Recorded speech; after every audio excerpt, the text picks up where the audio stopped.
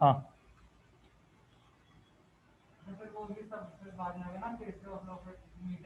उसके बाद है व्हीट स्टोन ब्रिज वगैरह सारी चीजें।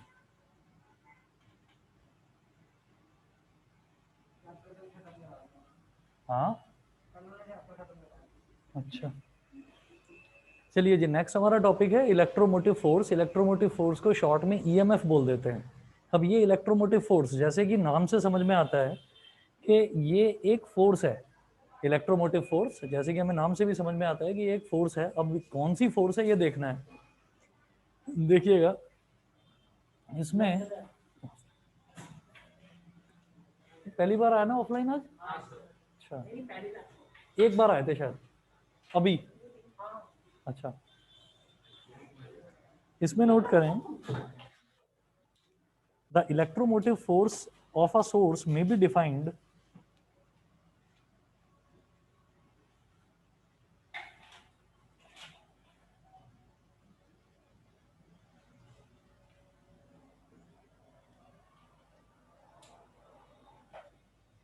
the electromotive force of a source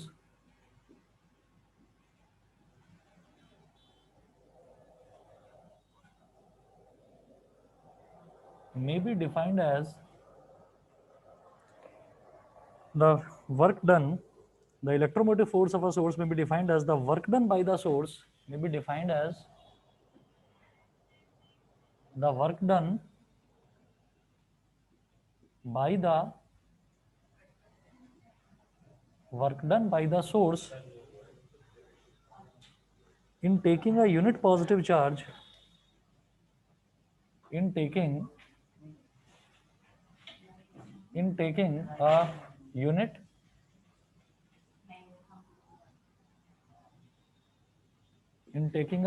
positive charge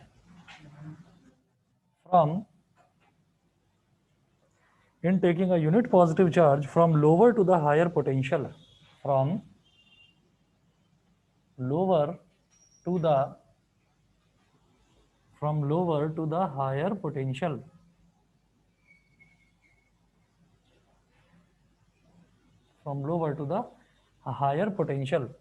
अभी इसका कॉन्सेप्ट समझाता हूं। पहले हमको क्या करना है कि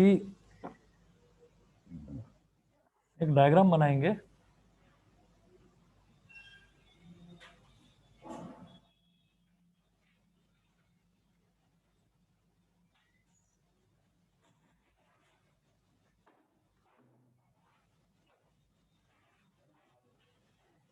आराम से आराम से।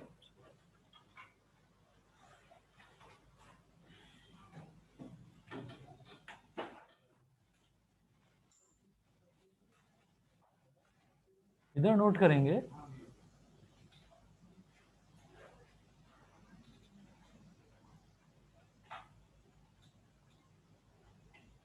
schematic diagram of a battery.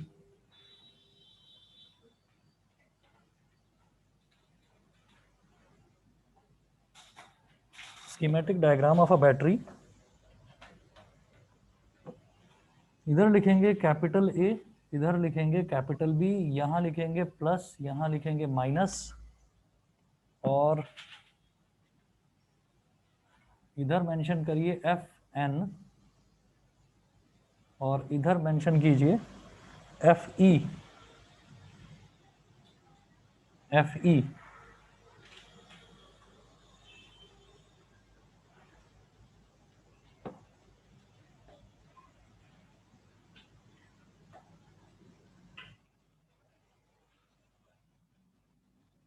where Fn is force on a positive charge.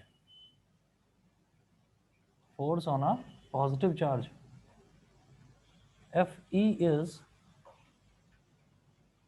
force on a negative charge.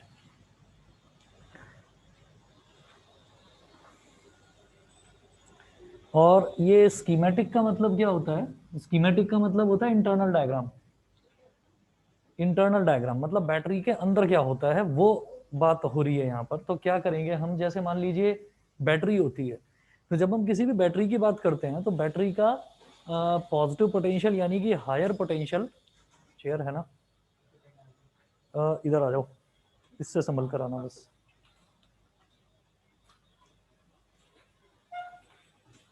Schematic diagram का मतलब ये है कि हम उसका इंटरनल डायग्राम बना रहे हैं, और जब मैं बैटरी के डायग्राम की बात करता हूं तो बैटरी का डायग्राम ऐसे होता है। ये बैटरी का डायग्राम क्या बेसिकली सिंबल है, पॉजिटिव टर्मिनल ये और नेगेटिव टर्मिनल ये। पॉजिटिव का मतलब क्या होता है कि हायर पोटेंशियल वाला, जहां पर पोटेंशियल ज्यादा होगा। नेगेटिव का मतलब लोअर पोटेंशियल, जहां पर पोटेंशियल कम होगा। यहाँ पॉजिटिव वाले पर क्योंकि पोटेंशियल ज्यादा है, इस वजह से ये वाला जो बार है ये थोड़ा बड़ा बना दिया। इस पर पोटेंशियल कम है, इस वजह से ये वाला बार थोड़ा छोटा बना दिया। अब क्या होता है, इसके नीचे तमाम तरीके की चीजें जुड़ी हुई हैं। फैन है, और आपका बल्ब है, बल्ब है, टीवी है, न जाने कितनी सारी चीजें हैं। सोचिएगा कि ये पैरेलल में कनेक्टेड है ऐसे, ये भी पैरेलल में कनेक्टेड है, ये टीवी है, ये भी पैरेलल में कनेक्टेड है। तो हमने ये कहा कि बहुत सारी चीजें जुड़ी हुई हैं। इस पूरे सर्किट के अक्रॉस कितना पोटेंशियल डिफरेंस है, कितना पोटेंशियल डिफरेंस है का मतलब ये हो गया कि मान लीजिए ये पूरा का पूरा सर्किट है, ये यहाँ पर पैरेलल में कनेक्टेड है। तो एक तो इधर एक पॉइंट ले लिया और एक पॉइंट इधर ले लिया। ये वाला पॉइंट जो पॉजिटिव टर्मिनल से कनेक्टेड है, ये वाला पॉइंट जो नेगेटिव टर्मिनल से कनेक्टेड है। तो जब ये तीन सर्किट्स यानी कि तीन इलेक्ट्रॉनिक अप्लायंसेस जुड़े हुए हैं पैरेलल में, सोचिएगा, हो सकता है सीरीज में हो सकता है सीरीज और पैरेलल का एक मिक्स्ड कॉम्बिनेशन हो, कैसा भी कॉम्बिनेशन, मतलब पूरे सर्किट का कॉम्बिनेशन का एक तो पॉजिटिव टर्मिनल ले लिया और एक नेगेटिव टर्मिनल ले लिया। तो यहाँ पर जितना पोटेंशियल होगा और यहाँ पर जितना पोटेंशियल होगा, उन दोनों का जो डिफरेंस होगा उसको तो कहते हैं V, यानी कि वोल्टेज पोटेंशियल डिफरेंस। ठीक है, ये अब तक पढ़ते आए हैं हम। जो अब तक हमने वोल्टेज पढ़ा या पोटेंशियल डिफरेंस पढ़ा वो ये था। जो EMF है वो क्या है, हम ये कहते हैं कि जैसे ही हम किसी भी बैटरी को कनेक्ट करते हैं, जैसे ही हम किसी भी बैटरी को कनेक्ट करते हैं किसी भी सर्किट में, तो क्या होता है, अब हम ये बताते हैं कि बैटरी के सारे जितने भी पॉजिटिव चार्जेस हैं, सारे के सारे पॉजिटिव चार्जेस जो हैं वो, अब ये क्या है ना, ये मैंने एक ही साइज का बनाया है तो इसको कैपेसिटर मत समझना। ठीक, ये पॉजिटिव टर्मिनल है बैटरी का, ये नेगेटिव टर्मिनल है बैटरी का। तो एक केमिकल रिएक्शन होता है बैटरी के दोनों टर्मिनल्स के बीच में। ठीक है, जिसमें हमने ये बताया कि सारे पॉजिटिव टर्मिनल सारे के सारे इधर इकट्ठे हो जाते हैं, इधर एक्यूमुलेट हो जाते हैं सारे के सारे पॉजिटिव चार्जेस, सारे के सारे नेगेटिव चार्जेस इधर एक्यूमुलेट हो जाते हैं।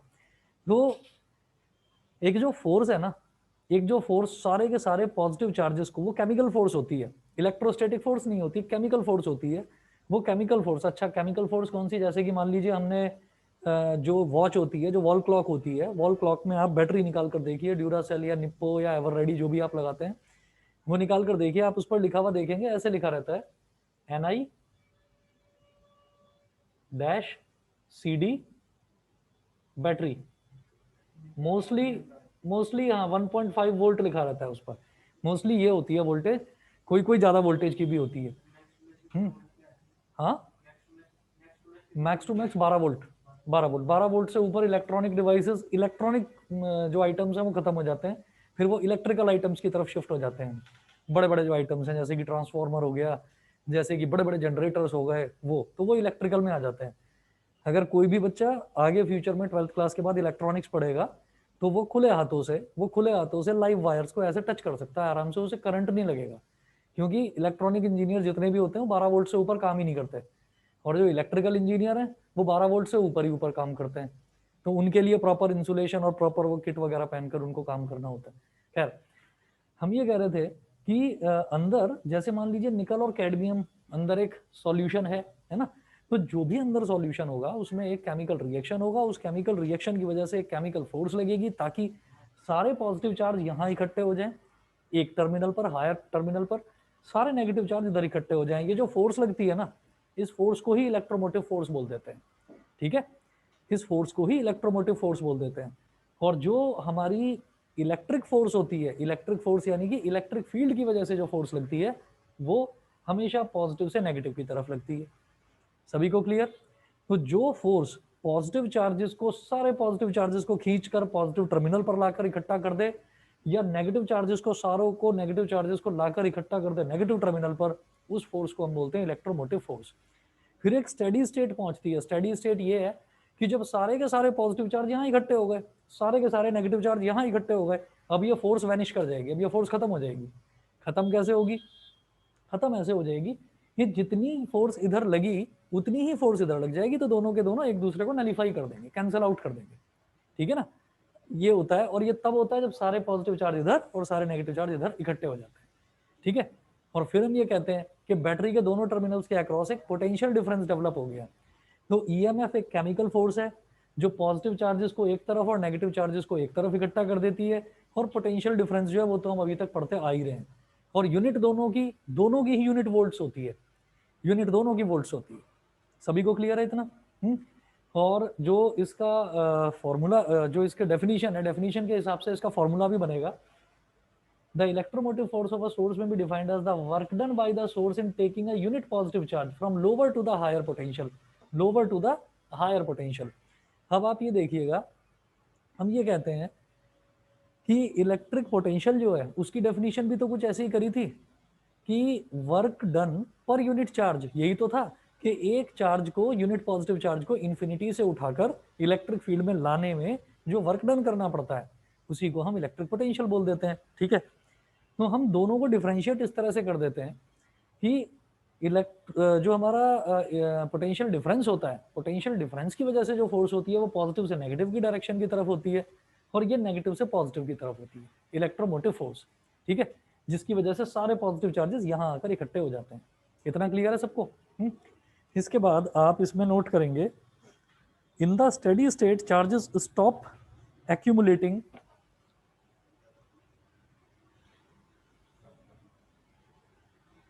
बेटा ऑनलाइन वालों को सबको क्लियर दिखाई दे रहा है ना? Yes sir. ठीक है।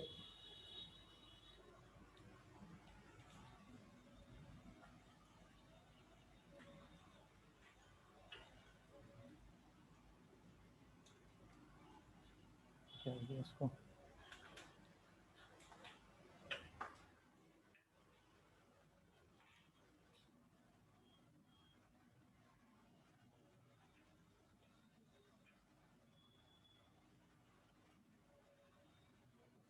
In the steady state, steady state का मतलब है कि जब स्टेबल स्टेट, मतलब जब चार्जेस मूव करना बंद कर जाते हैं। In the steady state the charges stop accumulating further, the charges stop accumulating, the charges stop accumulating further, and Fn is equal to Fe. Fn is equal to Fe, the work done by the non-electrostatic force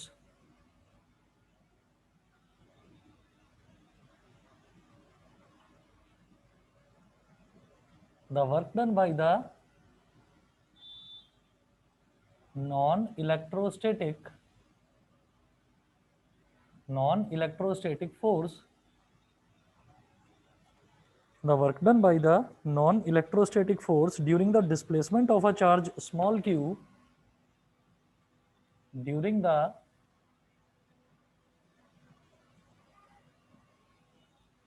displacement of a charge small q from B to A is, from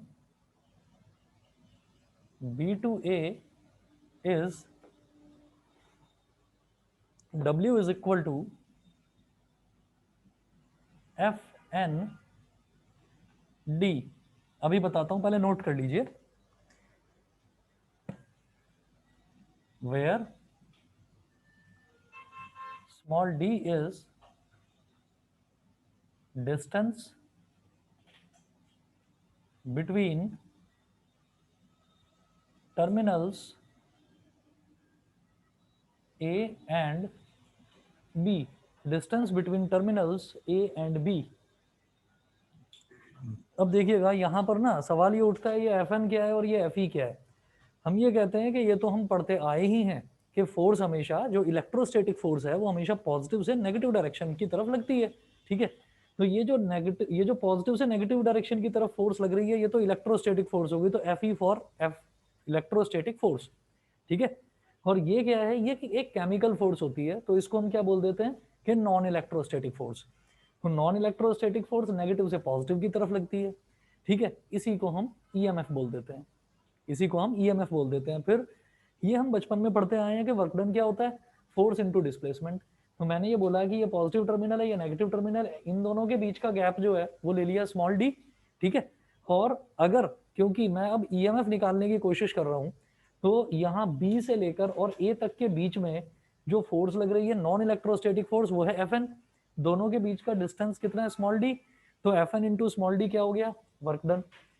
क्यों कर रहे हैं, क्योंकि work done per unit charge निकालूंगा तो EMF आ जाएगा, समझ गए, ठीक है। तो ये हमने सबसे पहले वर्क डन निकाल लिया, W is equal to F N D. उसके बाद the work done per unit charge is, the work done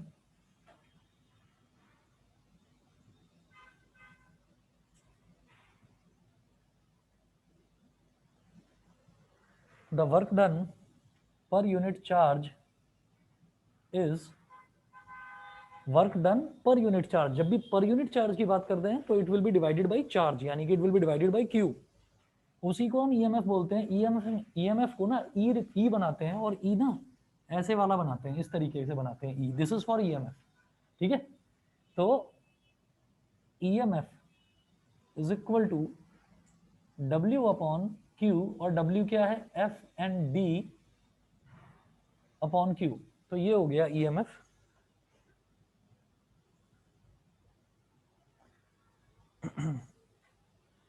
उसके बाद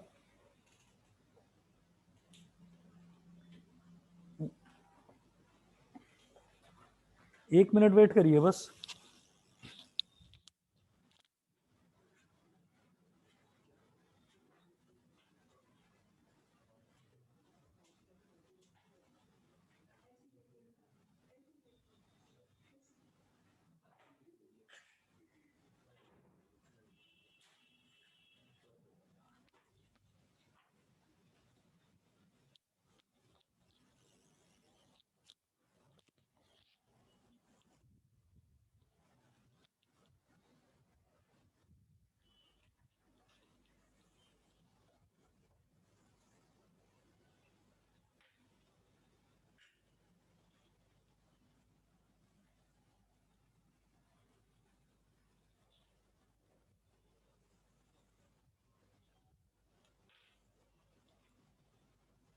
फिर नोट करेंगे, if the two terminals of the battery are not connected externally,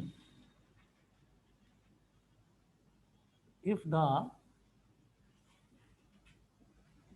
two terminals if the two terminals of the battery are not connected, if the two terminals of the battery are not connected, if the two terminals of a battery are not connected externally, then Fn is equal to Fe is equal to Q into E। Q into E, हम जानते हैं कि charge into electric field जो है वो हमारा force के ही equal आता है। तो अगर हमने जो अपना बैटरी है, बैटरी के जो टर्मिनल्स हैं उनको एक्सटर्नली कनेक्ट करने का मतलब ये है कि उनको हमने एक्सटर्नली किसी सर्किट से कनेक्ट नहीं करा, ठीक है, ऐसे ही छोड़ रखा, मतलब बैटरी ऐसी रखी हुई है, कहीं कनेक्टेड नहीं है। तो इसका मतलब ये है कि बैटरी के अंदर का जितना भी पोटेंशियल डिफरेंस है वो उसके एक्सटर्नल पोटेंशियल डिफरेंस के इक्वल हो जाएगा। और ये जो इंटरनल हमने work done per unit charge निकाला है ना, इसी को ईएमएफ बोल देते हैं। तो इस केस में हमारा ईएमएफ और पोटेंशियल डिफरेंस इक्वल हो जाएगा। अगर बैटरी ऐसी रखी हुई है तो इस केस में ईएमएफ और पोटेंशियल डिफरेंस इक्वल हो जाएगा। बिल्कुल सीधी भाषा में अगर हम समझें तो बैटरी अगर कनेक्टेड नहीं है, बैटरी के अंदर का जो वोल्टेज है ना वो ईएमएफ है, और जब बैटरी को कनेक्ट कर देते हैं तब वो कितना वोल्टेज डिलीवर कर रही है वो पोटेंशियल डिफरेंस है। ठीक है, इसी तरीके से आगे हमें इसी में आगे एक हमें टॉपिक और पढ़ना है ईएमएफ में ही। जैसे हमने ये देखा पोटेंशियल डिफरेंस तो अब तक पढ़ते आए हैं, है ना। अब पोटेंशियल डिफरेंस वो वाला देख रहे हैं, वोल्टेज वो वाला देख रहे हैं जो बैटरी के अंदर है। इसी तरीके से हम ये कहेंगे कि हम दुनिया भर के तमाम चीजें जोड़ देते हैं किसी एक सर्किट के अंदर। तो अगर मान लीजिए कि हमने कोई भी चीज जोड़ी ही नहीं है, या चलिए हमने 8 या 10 कंपोनेंट जोड़ दिए किसी सर्किट में, एक फैन जोड़ दिया, एक बल्ब जोड़ दिया, एक ट्यूबलाइट जोड़ दी, टीवी जोड़ दिया, फ्रिज जोड़ दिया, बहुत सारे हमने कंपोनेंट जोड़ दिए, अप्लायंसेस कनेक्ट कर दिए। तो हम ये कहते हैं कि थोड़ा सा ही सही, थोड़ा सा ही सही, लेकिन बैटरी का भी खुद का एक रेसिस्टेंस होता है। ठीक है, उसको बोल देते हैं इंटरनल रेसिस्टेंस। बैटरी भी थोड़ा बहुत रेसिस्ट जरूर करती है, थोड़ा बहुत उसका भी रेसिस्टेंस होता है। तो अब हम यहां पर बोलेंगे if the two terminals of the battery are not connected externally then Fn is equal to Fe is equal to QE, therefore ये जो Fn हमने क्या करा कि जैसे मान लीजिए ये है Fn is equal to Fe is equal to QE, through out आप इसमें D को मल्टीप्लाई कर दीजिए, Fn into D is equal to Fe into D is equal to QE into D, QE into D। और फिर मैं ये जानता हूं कि ED ये क्या होता है, V के बराबर, E into D is equal to V के बराबर होता है। तो ये ED की जगह मैं V लिख दूंगा। It implies that Fn into D is equal to Fe into D is equal to QV. Therefore, EMF E is equal to Fnd upon Q, Fnd upon Q, और Fnd किसके equal है, QV के equal. तो Q into V upon Q, Q से Q cancel out हो गया, तो हमारा EMF V के इक्वल हो गया। जब भी कभी हम ये कहेंगे कि एक्सटर्नली कनेक्टेड नहीं है बैटरी, किसी भी सर्किट से कनेक्टेड नहीं है, तो हम ये बोलेंगे कि हमारा जो ईएमएफ है वही पोटेंशियल डिफरेंस के इक्वल है, वही पोटेंशियल डिफरेंस है, वही ईएमएफ है। ठीक है, यहाँ तक सभी को क्लियर है बेटा? ऑनलाइन वाले बच्चे बताइए। Yes sir. यस बाकी सर। बच्चे बताएं, सचिका, श्रुति, वंशिका, मिलन। Yes sir. ठीक है, चलिए जी आगे चलते हैं फिर।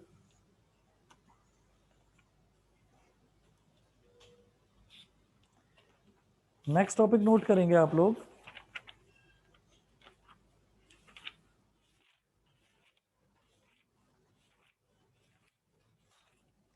Internal resistance of a cell. ये मैंने क्या देखा, internal voltage of a cell. Cell का मतलब बैटरी है बेसिकली, बैटरी के अंदर कितना उसका वोल्टेज है, बैटरी के अंदर कितना रेसिस्टेंस है, वो भी देख लेते हैं जरा। तो नेक्स्ट टॉपिक है internal resistance of a cell.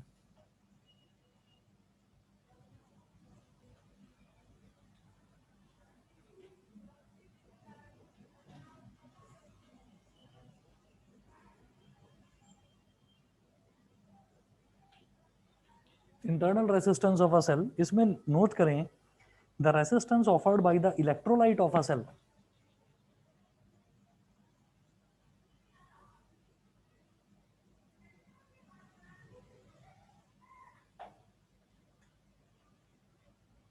The resistance offered by the electrolyte,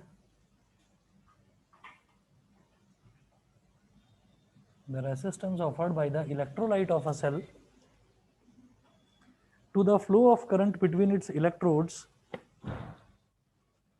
to the flow of current between its electrodes, to the flow of current between its electrodes is called internal resistance of the cell, is called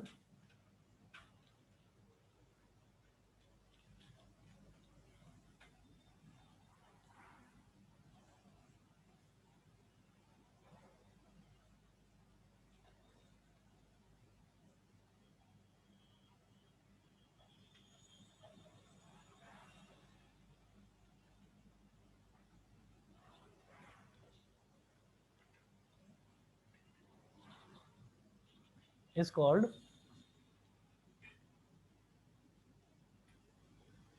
internal resistance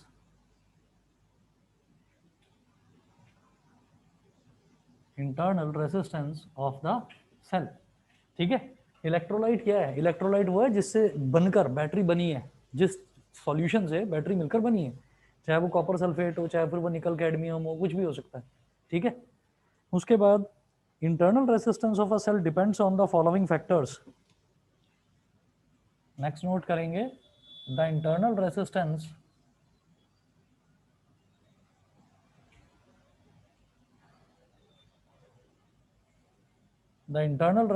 of a cell depends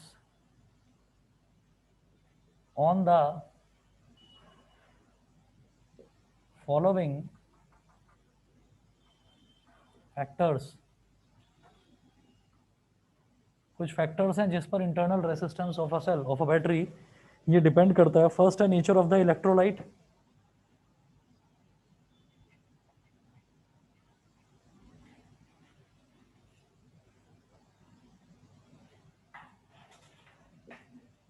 first है nature of the electrolyte. Second note करेंगे, it is directly proportional to the concentration of the electrolyte.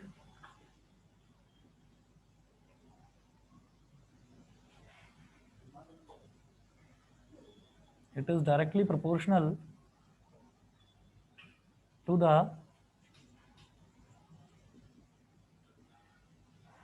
concentration of the electrolyte।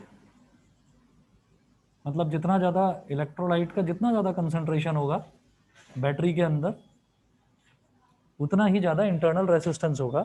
Third है, it is directly proportional to the distance. देखिए concentration जो है ना, concentration का मतलब ये है कि इंटरनल रेसिस्टेंस मतलब वो उतना ही ज़्यादा उसको करंट को रेसिस्ट भी करेगा। अच्छा, कंसंट्रेशन ज़्यादा होने का मतलब ये नहीं है कि बैटरी बहुत ज़्यादा इफेक्टिव है। बैटरी जो है इफेक्टिव तो चलिए है, लेकिन हम ये कहेंगे कि वो जो उसका इंटरनल रेसिस्टेंस होता है, जैसे मान लीजिए हम वैसे रेसिस्टेंस की बात करें तो 2 ओम, 3 ओम, 4 ओम, 5 ओम, ये बहुत कम होता है, 0.1, 0.2। मतलब ये है कि ज़्यादातर जो सर्किट्स होते हैं ना, ज़्यादातर सर्किट्स में कह दिया जाता है कि neglect internal resistance of the cell. लेकिन अगर हमसे पूछा जाएगा इंटरनल रेसिस्टेंस, या अगर ईएमएफ वाली चीज हमसे पूछी जाएगी, तो कहीं ना कहीं वो इंटरनल रेसिस्टेंस भी दे देते हैं। ठीक है, तो थोड़ा बहुत ही फर्क पड़ता है। इंटरनल रेसिस्टेंस ऐसा नहीं है कि बहुत ज्यादा होता है। ठीक है ना। थर्ड देखेंगे, it is directly proportional to the distance between the two electrodes. It is directly proportional to the distance between the two electrodes। Fourth, it varies inversely as the common area of the electrodes।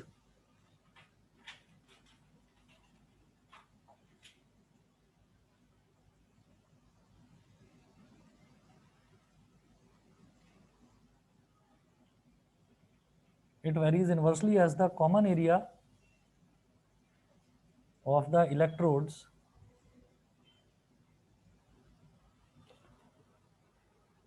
immersed in the electrolyte। Electrodes immersed in the electrolyte। Immersed in the electrolyte. यहाँ पर चार ये हो गए, एक और लिखिए बेटा, it decreases, it increases with the decrease in temperature.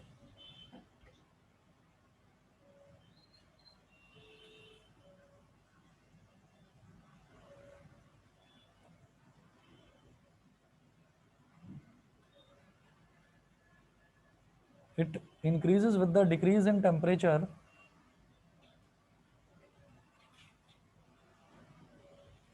It increases with the decrease in temperature of the electrolyte.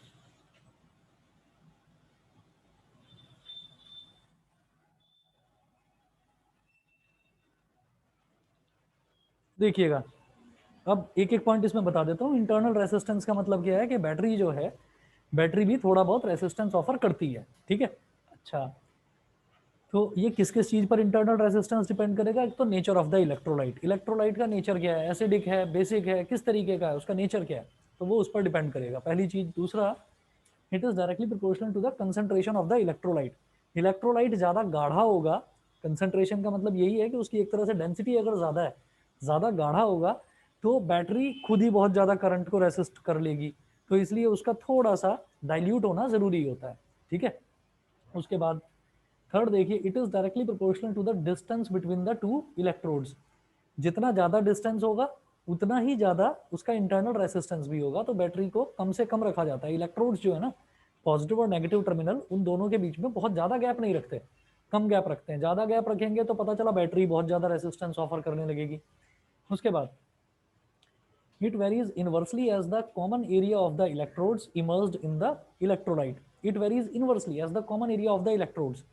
Electrodes के बीच का जो कॉमन एरिया है, अगर वो एरिया ज़्यादा होगा तो रेसिस्टेंस कम होगा, अगर वो एरिया कम होगा तो वो रेसिस्टेंस जो है वो आपका ज़्यादा होगा, मतलब इन्वर्सली प्रोपोर्शनल एरिया के। और fifth point, it increases with the decrease in temperature of the electrolyte. ये शायद आप लोगों ने ये चीज़ ऑब्जर्व करी नहीं होगी, आपके पेरेंट्स को शायद पता होगा ये। पहले क्या होता था, पहले घरों में ना, लगभग सभी घरों में ट्रांजिस्टर हुआ करता था, रेडियो, जिस पर FM AM ये सब लोग सुना करते थे, ठीक। तो टीवी होता था, टीवी के साथ में रेडियो हुआ करता था, वो चलता था बैटरी से, सेल से, तो 2 या 3 उसके अंदर सेल डलते थे। अब ज़्यादातर जो सेल होते हैं, ज़्यादातर सेल सर्दियों में खराब होते थे, सर्दियों में टेम्परेचर कम हो जाता था, ठीक है।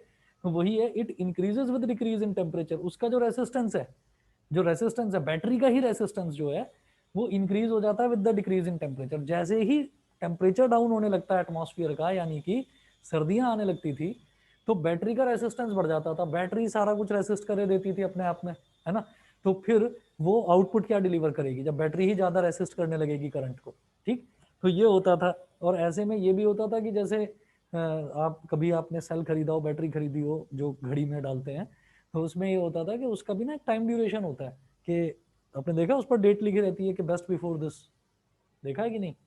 उस पर जो मंथ है और ईयर, हमेशा जो नेगेटिव टर्मिनल वाली साइड है कभी भी देखना उस पर लिखा रहता है। और वो चीज़ पहले कम हुआ करती थी, अब ज़्यादा होने लगी है, क्योंकि अब ज़्यादा अच्छी तरीके की बैटरी आने लगी है। पहले ऐसा होता था कि जब कभी रेडियो ख़राब हो जाया करता था ना, या चलता नहीं था, तो उसके सेल निकाल लेते थे, सेल निकाल के साफ़ करके और सर्दियों में ना धूप में रख देते थे, धूप में रख देते थे, वो हफ्ता 10 दिन और चल जाता था, फिर उसका टेम्परेचर बढ़ जाता था। तो ये हमने करा है खूब, ये हमने खूब करा है, पर अब आजकल वो चीज़ है ही नहीं, ठीक। चलिए जी, तो ये हो गया 5 इसके फैक्टर्स जिस पर इंटरनल रेसिस्टेंस डिपेंड करता है। तो ईएमएफ क्या है, बैटरी के अंदर वोल्टेज कितनी ऑफर करी जा रही है बैटरी के अंदर, और इंटरनल रेसिस्टेंस क्या है, ये बैटरी कितना रेसिस्टेंस दे रही है, बैटरी का खुद का कितना रेसिस्टेंस है। इसके बाद नेक्स्ट आप लिखेंगे, हेडिंग डालें, रिलेशन बिटवीन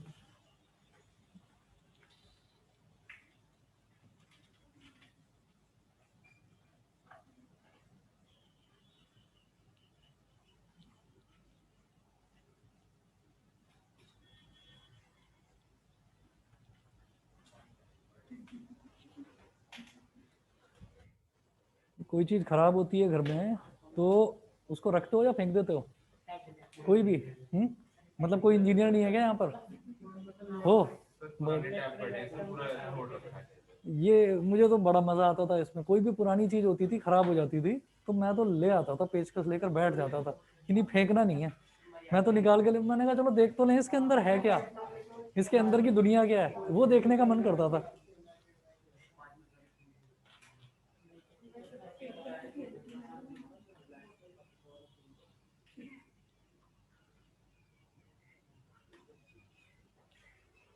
उसमें कई बार पिटाई भी हो जाती थी, उसमें कई बार पिटाई भी हो जाती थी कि कई बार, हाँ कई बार ऐसा भी हो जाता है ना कि जब जिज्ञासाएं बढ़ने लगती हैं कि अभी तो खराब चीज को खोला है, चल यार सही कोई खोल के देख ले, आज मम्मी पापा है नहीं घर पे, करो कुछ खुराफात।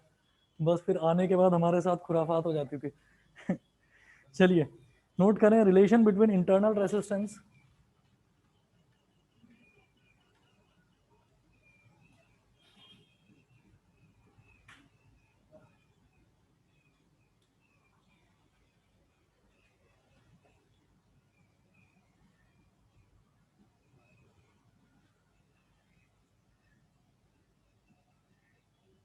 relation between internal resistance, EMF and terminal potential difference. EMF and terminal potential difference. Potential difference को शॉर्ट में PD बोल देते हैं. Potential difference of a cell.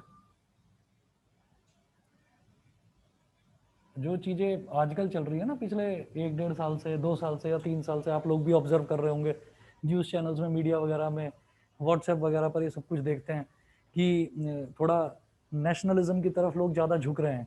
थोड़ा ये है कि जो चीज़ इंडिया में बनी है वही खरीदो. हम जब छोटे थे तो तब पता ही नहीं था, कोई देखता ही नहीं था ऐसे कि इस पर मेड इन चाइना लिखा हुआ है या मेड इन इंडिया. आज देखते हैं. तो खासतौर पर ये कोरोना के बाद से तो ज़्यादा ही देखने लगे हैं कि अब चाइना की कोई चीज़ नहीं खरीदेंगे. तो छोटा था, घड़ी दिला दी पापा ने, उस पर लिखा हुआ था वाटर प्रूफ. इसका मतलब तो ये है ना, ये कहीं बारिश वारिश हो गई, पानी वानी गिर गया, खराब नहीं होगी. इसका मतलब ये थोड़ी है तुमने पानी के नीचे ही हाथ डाल दिया पहन के, उसको पहन के ही नहाना शुरू कर दिया. ठीक है बेटा, नहाते टाइम ये क्या कर रहा है तू? वाटर प्रूफ है. कह रहे इधर तेरा वाटर प्रूफ निकालू मैं. 2 दिन बाद खराब हो गई. तो कई ऐसी करामात करते हैं बच्चे. चलिए जी, तो इसमें ना एक छोटा सा सर्किट बनाएंगे और इसमें ना हमें क्या करना होगा, जरूरी नहीं है कि हर बार इंटरनल रेजिस्टेंस बनाकर दिखाना पड़े. अब एक चीज याद रखिएगा, जैसे हमने V is equal to I R देखा था, ओम्स लॉ, तो यहाँ पर जो कैपिटल R है ना, अब याद रखिएगा capital R is for resistance. Resistance मतलब सर्किट में जो भी रेसिस्टेंस लगा हुआ होगा वो, और small r is for internal resistance. तो कहीं पर भी मैं स्मॉल r जो है वो एक्सटर्नल रेसिस्टेंस के लिए यूज नहीं करूंगा. स्मॉल r सिर्फ 2 चीजों के लिए यूज करा जाता है हमेशा, या तो इंटरनल रेसिस्टेंस या फिर रेडियस. इन 2 चीजों के लिए यूज करा जाता है, स्टैंडर्ड नोटेशन है. तो एक डायग्राम बनाए आप.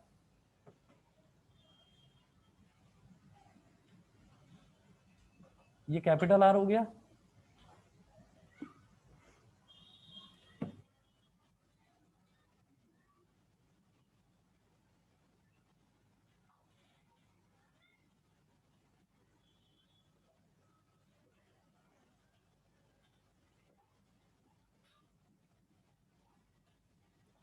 प्लस माइनस, और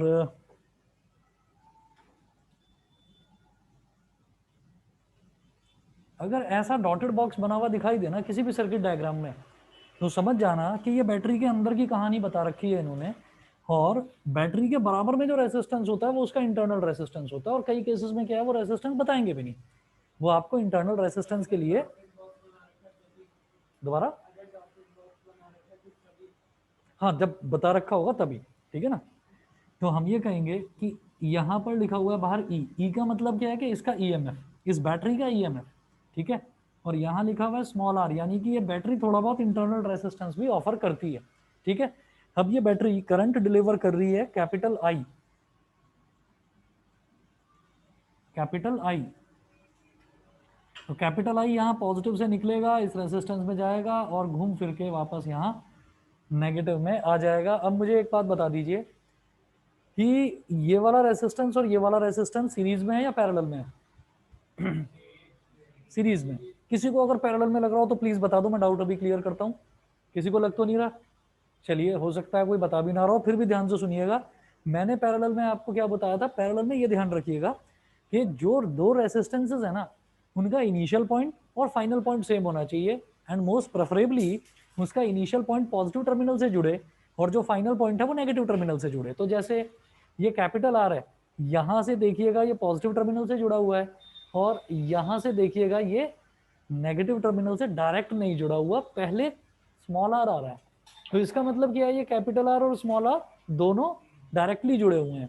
वैसे भी अगर कभी मेंशन ना भी किया हुआ हो तो याद रखना कि जो इंटरनल रेसिस्टेंस है वो एक्सटर्नल रेसिस्टेंस के साथ हमेशा सीरीज में होता है, पैरेलल में मत ले लेना कभी भी, ठीक है। तो अगर कभी भी किसी क्वेश्चन में रेसिस्टेंस दे रखे हैं 5, 6, 7, 8, 9, 10 कितने भी दे रखे हैं, तो मान लीजिए वो पैरेलल में कनेक्ट करके दे रखे हैं हमको रेसिस्टेंसेस, और फिर ये कहा जाता है कि उन रेसिस्टेंसेस के साथ में एक इंटरनल रेसिस्टेंस भी है, तो वो मान लीजिए 10 रेसिस्टेंस हैं, वो सीरीज पैरेलल में कैसे भी दे रखे हैं, उन सब का इक्विवेलेंट रेसिस्टेंस निकालो, और निकालने के बाद जो भी उसमें इंटरनल रेसिस्टेंस दे रखा है वो ऐड कर दो। समझ गए? इंटरनल रेसिस्टेंस पूरे सर्किट के रेसिस्टेंस के साथ हमेशा सीरीज में होता है, तो पूरा निकालने के बाद उसमें छोटा सा जो इंटरनल रेसिस्टेंस 0.1 या 0.2 दे रखा होगा वो ऐड कर देना बस, ठीक है। अब हम इसमें क्या बोलेंगे कि यहां पर हमारा हो जाएगा कैपिटल ई, ये जो है E is equal to V plus V dash. बताऊंगा अभी कि ये दोनों को हम ऐड क्यों कर रहे हैं, v प्लस वी डैश, और यहां पर लिखिएगा where v is voltage drop across resistance R,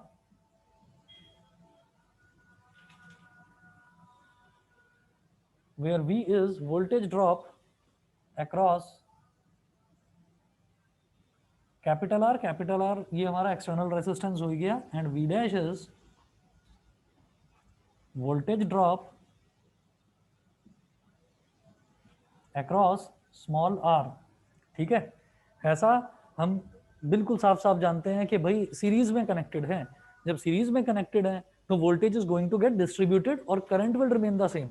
series में करंट सेम रहेगा तो इसमें भी आई जाएगा और इसमें भी आई जाएगा, और दोनों में वोल्टेज अलग अलग होगी। इसकी वोल्टेज क्या हो जाएगी आई इंटू आर, इसकी वोल्टेज क्या हो जाएगी capital I into small R, बस, ठीक है। और जब टोटल वोल्टेज हम निकालते हैं तो टोटल वोल्टेज जो है वो दोनों के एडिशन की तो बराबर होती है। तो E is equal to V की जगह आप लिखेंगे I इंटू कैपिटल R, और V डैश की जगह आप लिखेंगे I into small r। E is equal to I common ले लिया, ब्रैकेट में बचेगा capital R into capital R plus small r। उसके बाद यहां से I निकालूंगा, I इज इक्वल टू क्या हो जाएगा E upon capital R plus small r, E upon capital R plus small r, ठीक है। अच्छा, इसको मैं कहूंगा इक्वेशन 1 बोल दीजिए, फिर लिखें the terminal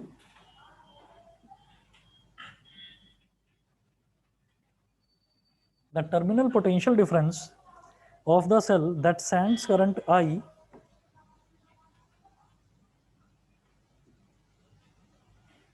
the terminal potential difference of the cell that sends current capital I through the external resistance R, through the external resistance capital R is given by Ohm's law. V is equal to IR from equation 1। V is equal to I की value डालिए E upon capital R plus small r into capital R, तो V is equal to E R upon R plus small r,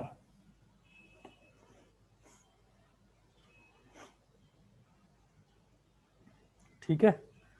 और यहाँ से मैं ये कह सकता हूँ कि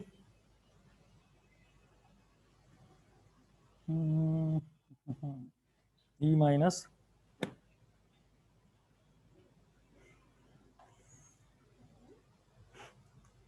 रिलेशन बिटवीन इंटरनल रेसिस्टेंस ये आ गया स्मॉल आर, ईएमएफ ये आ गया कैपिटल ई, और टर्मिनल पोटेंशियल डिफरेंस ये आ गया। तो वी, ई और स्मॉल आर, इन तीनों के बीच में ये रिलेशन आ गया।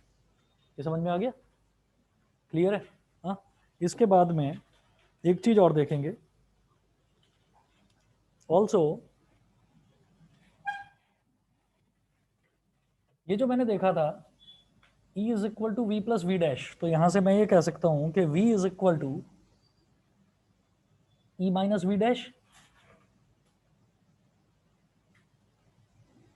V is equal to E minus V dash, और वी डैश को क्या बोलते हैं? I are.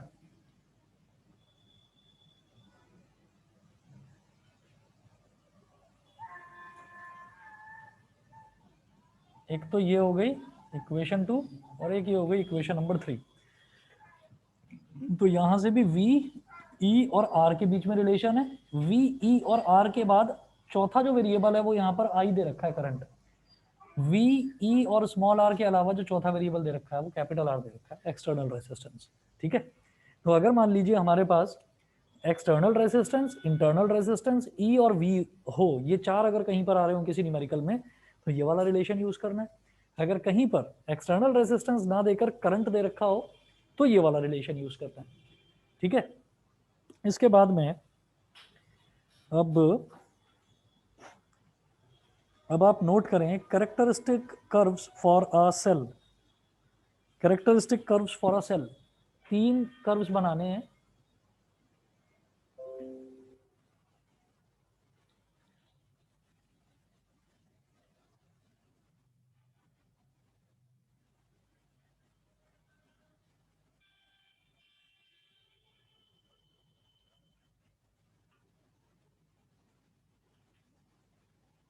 Characteristic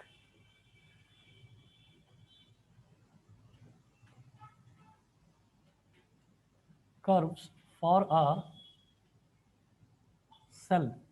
characteristic curves का मतलब क्या है कि जैसे मान लीजिए हमने ये 3 चीजों में रिलेशन देखा है, V, E और R, तो V और E के बीच में कैसा रिलेशन होगा, कैसा ग्राफ बनेगा दोनों के बीच में, E और R के बीच में कैसा बनेगा, R और V के बीच में कैसा बनेगा। तो ऐसे 3 ग्राफ हैं वो देखने हैं। ठीक है, नेक्स्ट क्लास में कराता हूँ, आज इतना ही कर लीजिए। ठीक है, Thank you, sir.